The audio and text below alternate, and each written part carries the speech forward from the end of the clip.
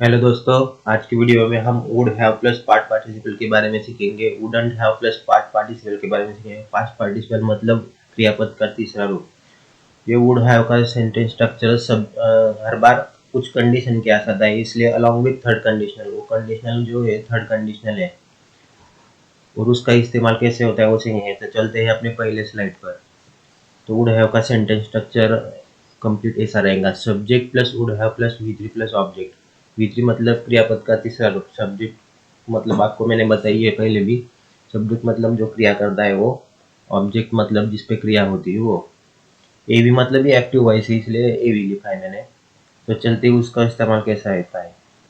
Comes along with condition, कुछ शर्त दी हुई होती है, उसके साथ उसका इस्तेमाल आप करते हैं। इन सेंटेंस स्ट्रक्चर का इस्तेमाल कुछ शर्त के साथ होता है। मैंने बताया आपको कुछ शर्त होती है, उसके साथ उसका इस्तेमाल किया जाता है।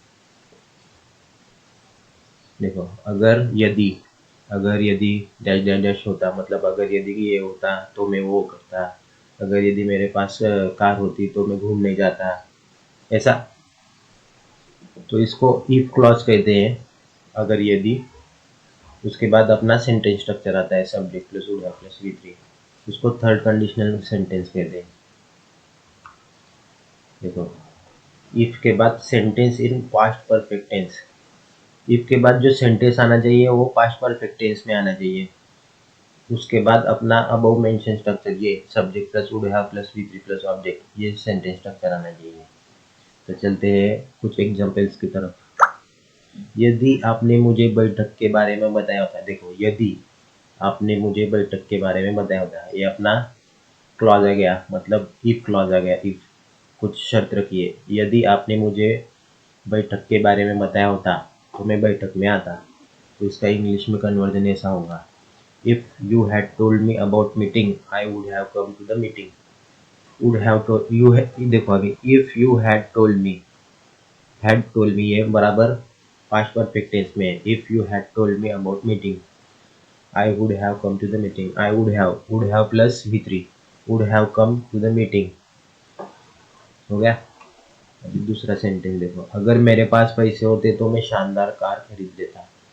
अगर मेरे पास पैसे होते, देखो आ गया अपना, शर्त आ गई। अगर मेरे पास पैसे होते तो मैं शानदार कार खरीद लेता। तो इसका इंग्लिश कन्वर्जन ऐसा होगा, if I had had money I would have bought the luxurious car. देखो, इफ आई हैड मनी, दो बार हैड डाला है, मतलब ये पास्ट परफेक्ट टेंस है। इफ के बाद कौन सा भी सेंटेंस पास्ट परफेक्ट टेंस में आना चाहिए। उसके बाद अपना subject plus would have plus वी3 ऑब्जेक्ट, ये सेंटेंस स्ट्रक्चर लिखना चाहिए। I would have bought the luxurious car. देखो अपना तीसरा सेंटेंस। अभी देखो, हिंदी में हम कन्वर्ट करेंगे। अभी, I would have join that group if I had known that you were in that group. देखो अपना अभी इफ पीछे डाला है उन्होंने, पहले अपना मेन स्ट्रक्चर जो है वो पहले डाला है और बाद में डाला है, वो भी ऐसा भी चलता है। If I had known that you were in the, अगर मुझे पता होता कि तुम उस ग्रुप में हो तो मैं वो ग्रुप ज्वाइन कर लेता। ऐसा उसका हिंदी कन्वर्जन होगा। देखो, अगर मुझे पता होता कि आप उस समूह में हो तो मैं उस समूह में शामिल हो जाता। तो चलते हैं अपने नेक्स्ट स्लाइड पे। Subject plus would have plus वी3 प्लस ऑब्जेक्ट। देखो, सेंटेंस स्ट्रक्चर सेम है, मगर यहाँ पर इफ क्लॉज नहीं बट क्लॉज आएगा। डैश डैश डैश करता, मगर लेकिन डैश डैश डैश था, ठीक है। सेंटेंस स्ट्रक्चर सेम है अपना। अभी इफ की जगह उन्होंने कंडीशन है, अब भी शर्त कुछ रखी है, मगर यहाँ पे मगर और लेकिन की शर्त है, इसका मतलब बट की। देखो अपने पहले सेंटेंस पे चलते हैं। हाँ, सेंटेंस स्ट्रक्चर कैसा रहेगा। अबो मेंशन स्ट्रक्चर, अपना subject plus would have plus वी3 प्लस ऑब्जेक्ट, ये अपना अबो मेंशन स्ट्रक्चर सेम रहेगा। उसके बाद बट आएगा और सेंटेंस इन पास्ट टेंस, जो बट के बाद जो सेंटेंस होगा वो पास्ट टेंस में आएगा। मैं क्रिकेट खेलता मगर मैं थका हुआ था। देखो, शर्त आई ना, मगर मैं थका हुआ था। यहाँ पे इफ वाली शर्त नहीं है, यदि लेकिन वाली शर्त नहीं है, मगर वाली है, मगर लेकिन। तो उसका इंग्लिश कन्वर्जन करते हैं अभी। I would have played cricket but I was tired. मैं क्रिकेट खेलता मगर मैं थका हुआ था। उसने क्रिकेट नहीं खेला क्योंकि वो थका हुआ था। तो पिछली बातों का बात कर रहे हैं। आई would have played cricket but I was tired. मैं क्रिकेट खेलता मगर मैं थका हुआ था।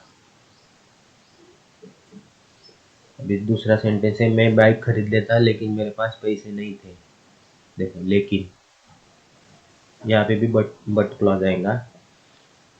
आई would have bought the bike but I had no money. But के बाद सिंपल पास्ट टेंस आना चाहिए। हाँ, पहले से इफ के क्लॉज में sentence in past perfect tense था, अभी सिर्फ सिर्फ पास्ट टेंस है, सिंपल पास्ट टेंस।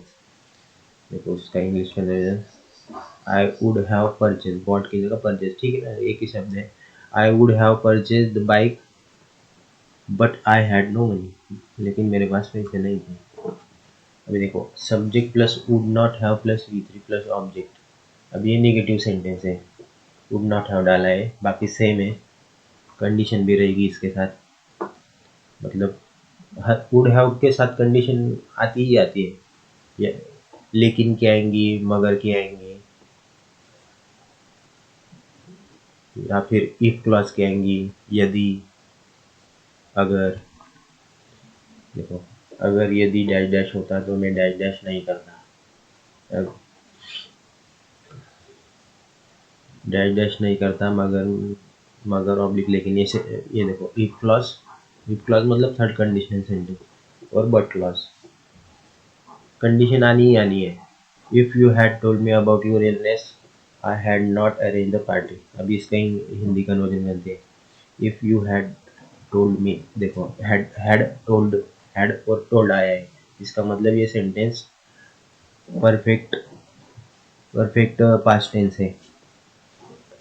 अगर तुमने मुझे तुम्हारी बीमारी के बारे में बताया होता तो मैं पार्टी नहीं अरेंज करता। ऐसा उसका इंग्लिश कन्वर्जन होगा। I would not have played cricket but, देखो अभी बट आया है, I saw my old friend playing cricket on that ground. मैं क्रिकेट नहीं खेलता लेकिन मैंने मेरा पुराना दोस्त वहाँ पर उस ग्राउंड पर क्रिकेट खेलते हुए देखा। मतलब मैंने मेरा पुराना फ्रेंड देखा उस क्रिकेट ग्राउंड पे खेलते हुए, तो मैं क्रिकेट खेल रहा, ऐसा उसका मीनिंग होता है।